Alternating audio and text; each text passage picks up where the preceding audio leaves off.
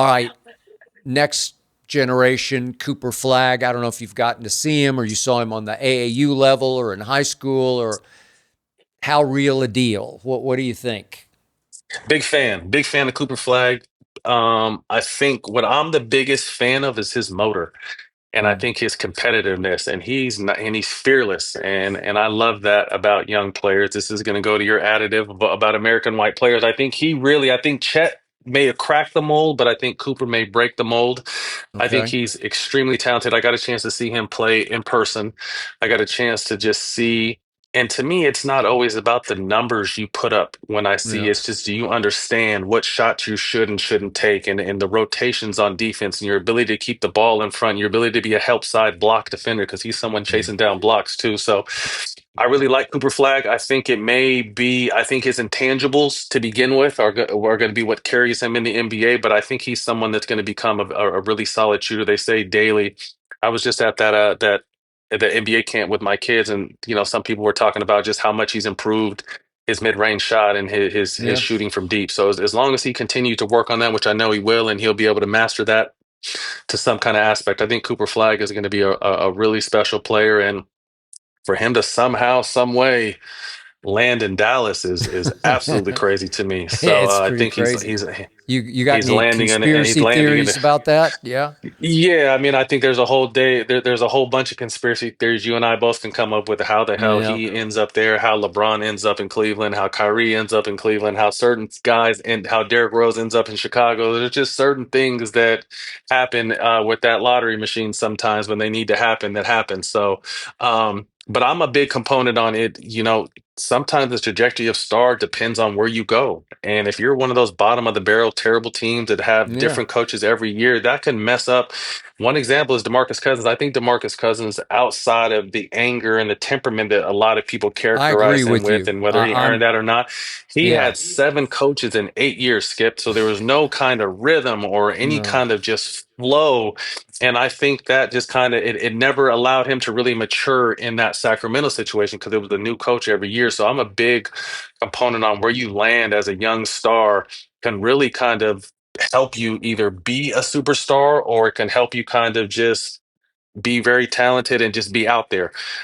So I'm glad that he's going to be in Dallas. Obviously, Kyrie getting healthy with AD, and they got a lot of talent. I felt like outside of obviously them getting hit with the injury bug, and once they made the trade, which I wouldn't have made the trade, but once the trade was made, I thought they were a better team for this year than the Lakers actually were adding Luca. I felt like Luca was more I'm of a with you. long-term play. Yeah. And I felt like with the pieces they had, and if everyone can get healthy and they throw Cooper Flag in that mix, I think Dallas, as long as the ownership stays out of the way and doesn't mess anything up, I think Dallas has a really good team and it'll be a good landing spot for Cooper to kind of learn the ropes of this game.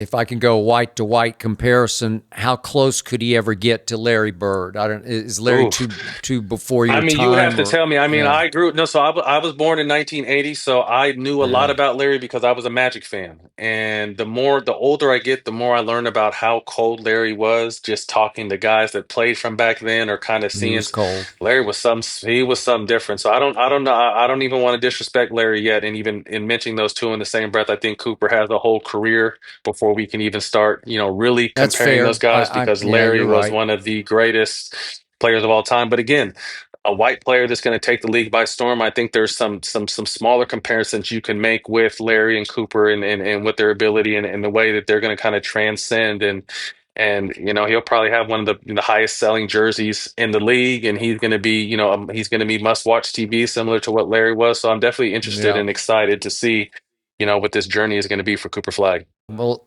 I saw a whole lot of Larry Bird, and I can tell you this: Cooper Flagg, way more athletic and can Hmm. jump 10 times more than Bird could.